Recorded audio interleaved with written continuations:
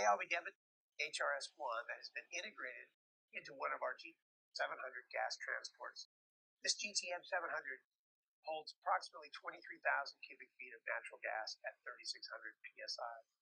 And as many gas utility operators know, at these pressures, this can present real regulator freezing problems while trying to regulate it down to pipeline pressures that are normally around 100 psig. That won't be a problem for this HRS1. Here's the main heater box. Inside is a NEMA Class 1 Division 2 catalytic heater, heat exchange fluid reservoir, recirculation pump, and 3 liquid heated regulators. On the panel of the HRS are the following instruments. There's the coolant temperature gauge, the inlet pressure gauge, and the outlet pressure gauge. Main valve for the gas heater.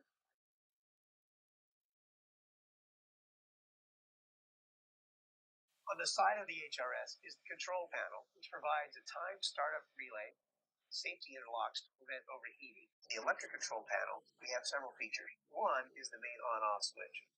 The main on-off switch is a key-oriented one. In the on position, you'll notice that all 4 lights will turn on. First is the system on light. This is the master power light. Second is the preheat light. This tells the operator that direct 12-volt current is going to the catalytic heater pads. That's controlled through a time delay relay. Time delay relay is now set at 32 minutes. So this allows direct heat on the pads to initiate the catalytic heaters to begin working. Second, we have a gas solenoid from a safety perspective. This will let you know that that is armed and functioning. And lastly, we have a recirculation pump. This light tells you that it's green, tells you that it's armed, and it is running sufficiently. After 32 minutes, the preheat light shall go off, and the flashing green will now turn red. That means the preheat section of the startup is completed.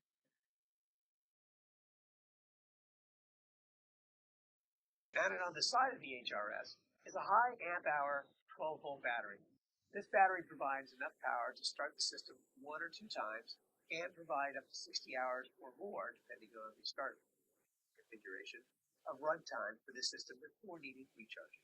12-volt battery that comes with the HRS is designed to start the HRS and keep the system running continuously for about 3 days or longer. Operational run times may vary depending on the outside temperatures and the condition of the battery. For longer operational run time, we recommend starting the HRS directly from an external battery, such as a vehicle, or in the case of the HRS1 that has been integrated into our GTM 700, starting the HRS1 while it is still connected to the tow vehicle provides the ability for the system to use the power from the tow vehicle's battery. This minimizes the draw on the HRS1 battery and increases the runtime of the system.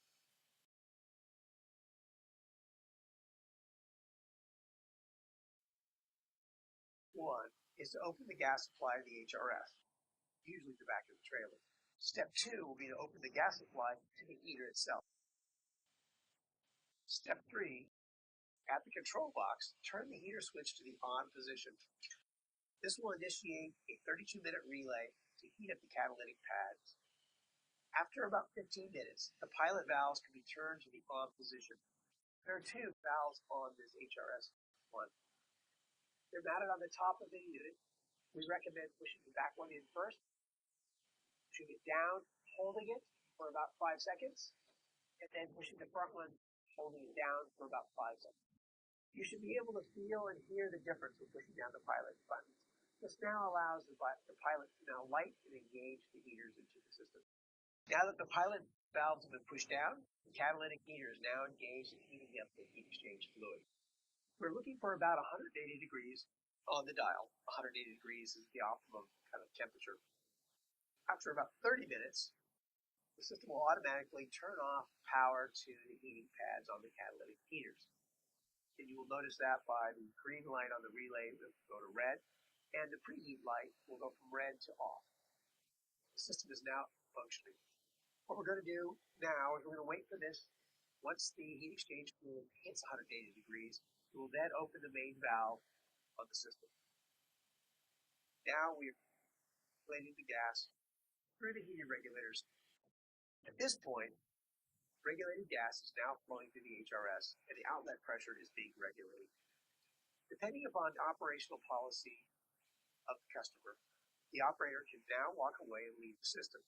We have installed sensor ports within the HRS1 so that it can be connected to a telemetry system that would allow the operator to remotely monitor the inlet and outlet pressures and also monitor any set points that they might put with those. Well, this is the conclusion of the operating video on our HRS1 heated regulator system. I would encourage you to call us or visit our website at luxfordgtm.com to learn more about the HRS1 and our complete line of gas transport products. Until next time, be safe, stay positive.